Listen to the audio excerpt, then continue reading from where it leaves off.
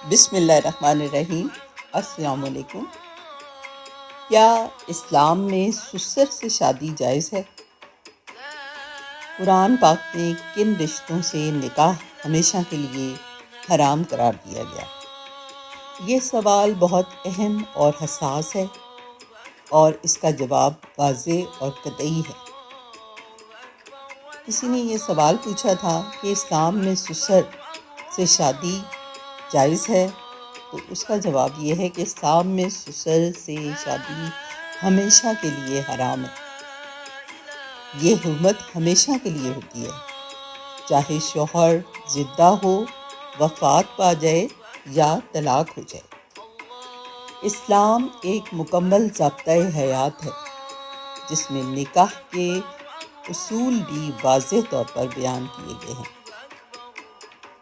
قرآن پاک میں واضح طور پر موجود ہے، اور تم ان عورتوں سے نکاح نہ کرو جن سے تمہارے باپ دادا نکاح کر چکے ہوں، مگر جو اس حکم سے پہلے گزر چکا وہ معاف ہے۔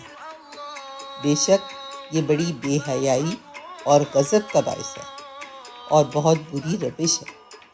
یہ سورہ نساء کی آیت نمبر 22 ہے۔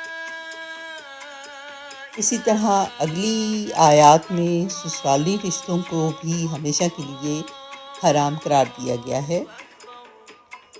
قرآن پاک کی سورہ نساء کی آیت نمبر 23 میں واضح طور پر ان تمام رشتوں کا ذکر ہے جن سے شادی کبھی بھی جائز نہیں۔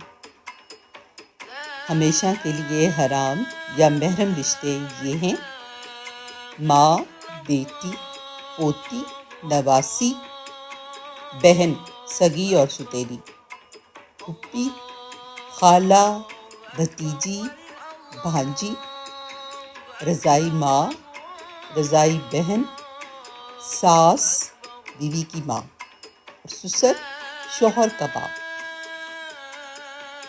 بیوی کی بیٹی اگر بیوی سے تعلق قائم ہو چکا ہو تو وہ بھی حرام ہے، یعنی کہ وہ محرم رشتہ ہے۔ اور بہو بیٹے کی بیوی اور دو بہنوں کو ایک ساتھ نکاح میں رکھنا۔ سسرالی رشتوں کی خاص وضاحت: ساس اور سسر ہمیشہ کے لیے حرام ہیں، بہو ہمیشہ کے لیے حرام، بیوی کی بیٹی یعنی اسٹیپ ڈاٹر مخصوص شرط کے بعد حرام۔ ہمیں چاہیے کہ ہم اللہ کے احکامات کو سمجھیں اور اپنی زندگی کو ان کے مطابق گزاریں۔